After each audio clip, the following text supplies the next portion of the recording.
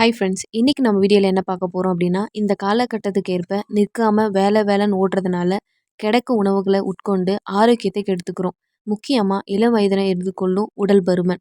உடலில் உள்ள கொழுப்பை குறைக்க நம்ம பல வழிகளை மேற்கொள்கிறோம். ஆனால் அதில் முழுமையான பலன் கிடைக்குதா அப்படின்னு கேட்டோன்னா சந்தேகம்தான்.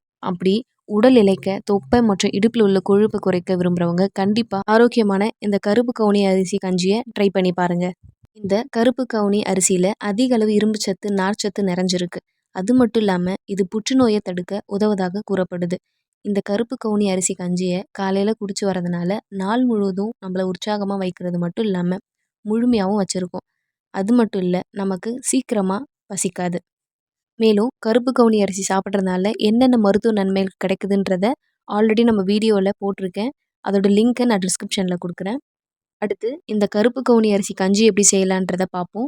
இந்த கஞ்சி செய்ய தேவையான பொருட்கள்: கருப்பு கவுனி அரிசி 200 கிராம், பாசிப்பருப்பு 4 ஸ்பூன், சின்ன வெங்காயம் அரை கைப்பிடி, தக்காளி 1, கேரட் 1, பூண்டு 3 பல், தண்ணீர் ஒரு 6 கப்பு, பச்சை மிளகாய் 2, தேங்காய் பால் ஒரு 300 ml, தேங்காய் எண்ணெய் தேவையான அளவு, வெந்தயம் 1/4 டீஸ்பூன், சீரகம் அரை டீஸ்பூன், கொத்தமல்லி இலை, புதினா இலை, உப்பு தேவையான அளவு.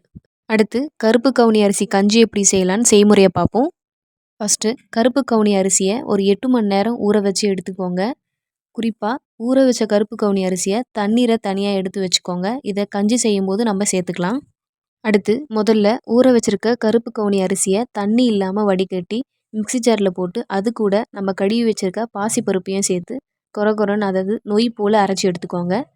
அடுத்து அடுப்பில் குக்கரை வச்சு கொஞ்சம் எண்ணெய் சேர்த்து சூடானதுக்கப்புறம் தீயை மிதமாக வச்சுட்டு வெந்தயம், சீரகம், நறுக்கி வச்சுருக்க பூண்டு சேர்த்து நல்லா கிளறிக்கோங்க. அடுத்து அதில் நறுக்கி வச்சுருக்க சின்ன வெங்காயத்தை சேர்த்து கிளறிட்டு அது கூடவே நறுக்கிய கேரட்டையும் சேர்த்துக்கோங்க. அடுத்து கொஞ்ச நேரம் இது எல்லாத்தையுமே கிளறி விட்டு அது கூட தேவையான அளவு கொத்தமல்லியும் புதினா இலையும் சேர்த்து வதக்கிக்கோங்க. அடுத்து நம்ம பொடியாக நறுக்கி வச்சுருக்க தக்காளியை சேர்த்து கிளறிட்டு அது கூட தேவையான அளவு உப்பு சேர்த்து லேசாக வதக்குங்க. லேசாக வதங்கினதுக்கப்புறம் ஏற்கனவே நம்ம அரைச்சி வச்சுருக்கோம்ல கருப்பு கவுனி அரிசியை, அதை எடுத்து இதில் சேர்த்து கிளறி விடுங்க. அடுத்து நம்ம இதில் ஒரு 6 கப்பு தண்ணீரை சேர்த்துக்கணும். ஏற்கனவே நம்ம எடுத்து வச்சுருக்க கருப்பு கவுனி அரிசியை ஊற வச்ச தண்ணி இருக்குல்ல, அதே 6 கப்பு வந்துச்சுன்னா சேர்த்துக்கோங்க. அப்படி கம்மியாக இருந்துச்சுன்னா அதோடு சேர்த்து ஒரு 6 கப்பு வர மாதிரி தண்ணியை சேர்த்துக்கோங்க. அடுத்து தண்ணி ஊற்றுனதுக்கப்புறம் உங்களுக்கு தேவைக்கேற்ப உப்பை சேர்த்து கிளறி விடுங்க. அடுத்து இதில் 2 பச்சை மிளகாயை அதில் உடச்சி போட்டு நல்லா கொதிக்க விடுங்க. இது எல்லாமே நல்லா கொதிச்சதுக்கப்புறம் குக்கரை மூடி வச்சுட்டு ஒரு 4லேருந்து ஒரு 5 விசில் வர வரைக்கும் மிதமான தீயில வைங்க. அடுத்து ஒரு 4லேருந்து 5 விசில் வந்ததுக்கப்புறம் அடுப்பை அணைச்சிட்டு குக்கரை ஆவி போனதுக்கப்புறம் விசில் ஆகட்டி கஞ்சியை கட்டி இல்லாமல் நல்லா கிளறி விடுங்க. அடுத்து இதில் திக்கான தேங்காய் பாலை சேர்த்து நல்லா கலக்கி விடுங்க. குறிப்பாக தேங்காய் பாலை ஊற்றும் போது அடுப்பு அணைச்சிருக்கணும், இல்லைன்னா பால் திரிஞ்சிடும். கடைசியாக இந்த கஞ்சி மேலே வெட்டி வச்சுருக்க கொத்தமல்லி இலையை சேர்த்து கிளறி விடுங்க.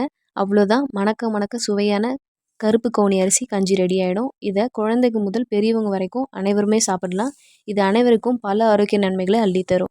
இதுவரை நம்ம வீடியோவில் தொப்பை மற்றும் இடுப்பில் உள்ள கொழுப்பை குறைக்கும் கருப்பு கவுனி அரிசி கஞ்சி எப்படி செய்யலான்றது தான் இந்த வீடியோவில் நம்ம பார்த்தோம்.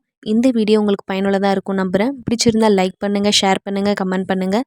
மறக்காமல் சப்ஸ்கிரைப் பண்ணுங்கள். இதே மாதிரி அடுத்த வீடியோவில் சந்திப்போம். நன்றி.